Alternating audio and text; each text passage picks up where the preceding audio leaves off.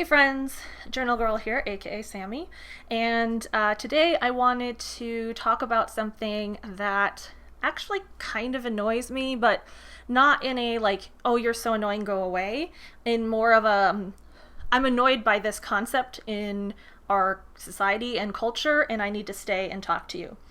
And this is Cherie's fault because we were talking last night and she talked about how she doesn't have an artistic bone in her body. I kind of wanted to talk a little bit about that and give you a little bit of my experience with artistic bones in my body. One of the great books that I've read in relation to this topic is called If You Want to Write by Brenda Ueland. You can actually find a PDF of this online, and I really encourage you to buy the book, of course, because it is still in publication. If you can't, then there is a PDF version that you can read. I really encourage everyone who wants to have any creativity in their life to purchase this book because it's not just about writing. Like the first chapter is called Everyone is Talented, Original, and has something important to say. And that's true. Everybody has a story to say. I mean, every time you meet someone new at a party or event or at work, they have a story to tell you. They have something to say. They have opinions about things. So, you know, all of us humans, we have things inside of us that we need to express. That creativity is a divine thing. Everyone is original if they speak their true self. And if you speak your true self from your heart, there's no way you can't be original. And that's kind of comments that I've gotten recently on this new podcast series is that I seem more relaxed and more myself. And that's because I'm just talking about topics that really mean something to me and are things I would talk to my friends about. What happens though? This is what happens.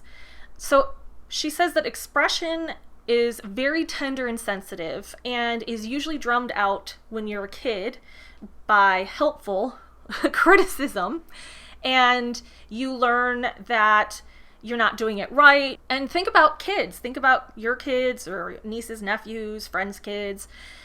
They have all of this wonderful, creative, playful energy. They do plays. They go out and play with their friends and, think things up. They, do cool drawings and all that kind of stuff. As we get older, we don't see that imaginative, creative energy as great and important in our lives. We go more towards, I have this job and I have to support this, and I don't have time to just do a creative hobby for fun because everybody's hobby has become a side hustle. She actually says, quote, "But here is an important thing.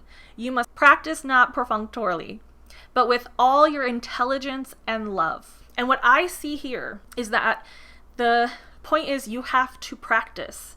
You have to do this often. You can't just sit down after 3 months. You have to find some way to express yourself. And she talks about keeping a simple, tawdry journal that you write in every day.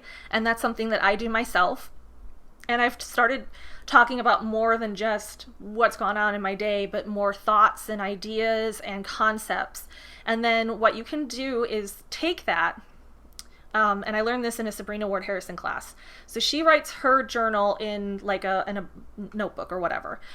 And so she writes in that journal, and then what happens is when she's working on a piece, an art journal page, if she feels that there's something in that journal that would go great on there, she writes that on there. So she's not creating the page. Well, I shouldn't say never because I don't know if ever, but she's creating the page and then she's going back and seeing, okay, here's something creative that I wrote that's going to go great on here, instead of what I think a lot of us do, which is create the page, thinking about what we want to write on it, and then writing our original thoughts on that page. You might wonder about fit and all of that. Well, if you've already written it down, you can say if it's going to fit and how you should write it. So I did that last night where I wrote in my art journal based on things I had written in my journal because I just wanted to play and do some ink writing and some collage and all of that. And I just felt like this needs to be somewhere bigger than just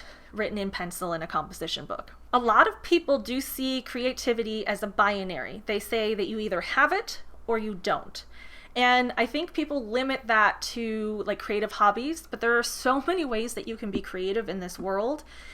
I think every kind of hobby, every kind of even work, you can find a way to be creative in that work.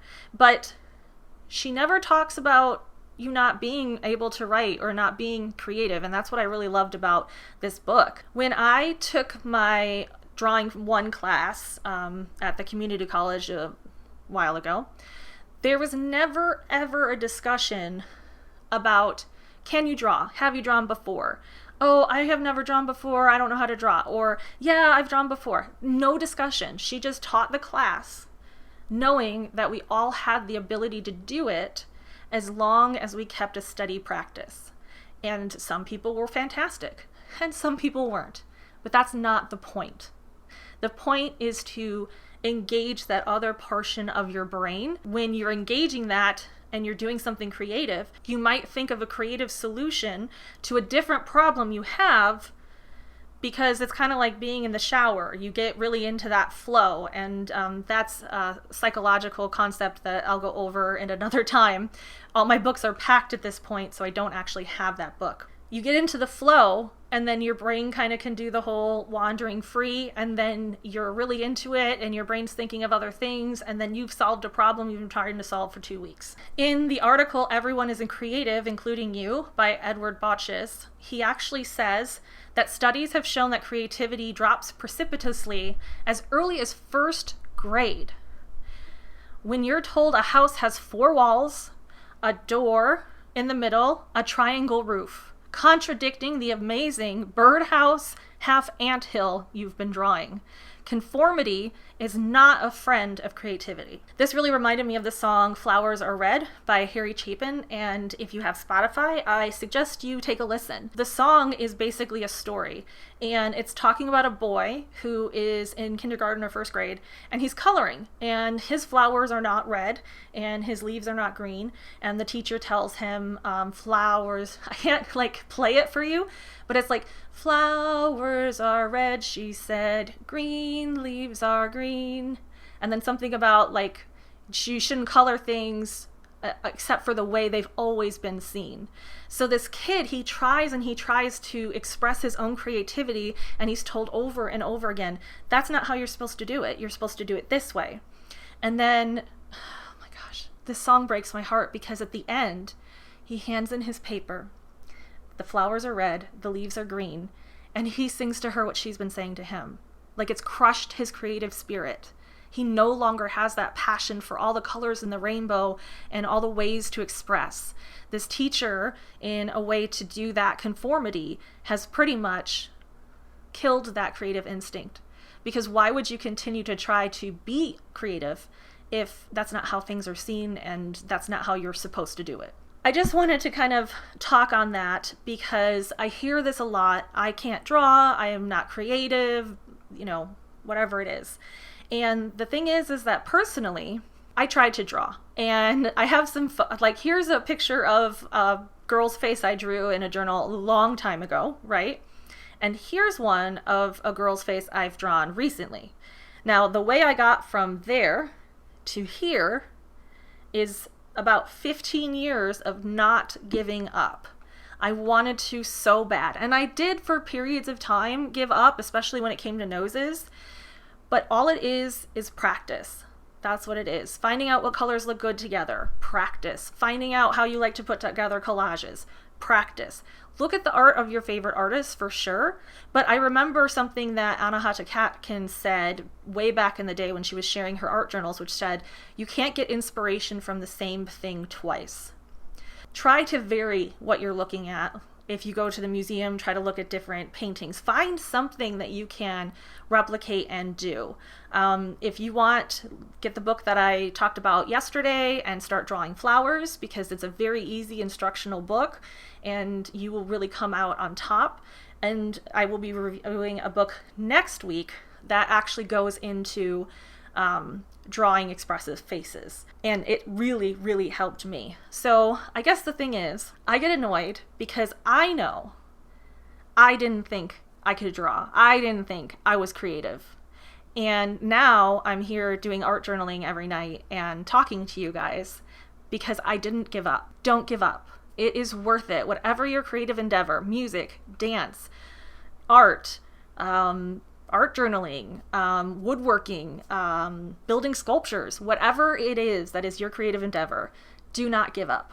It is worth the struggle, I promise. All right, guys. Thanks so much for listening today. I hope this was informative. I tried to do a little more research for this one. I really hope that, you enjoyed it.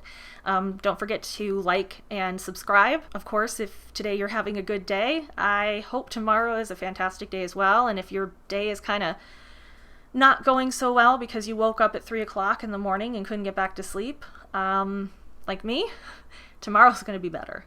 We always have to have hope that tomorrow will be better. Thanks, guys. Bye.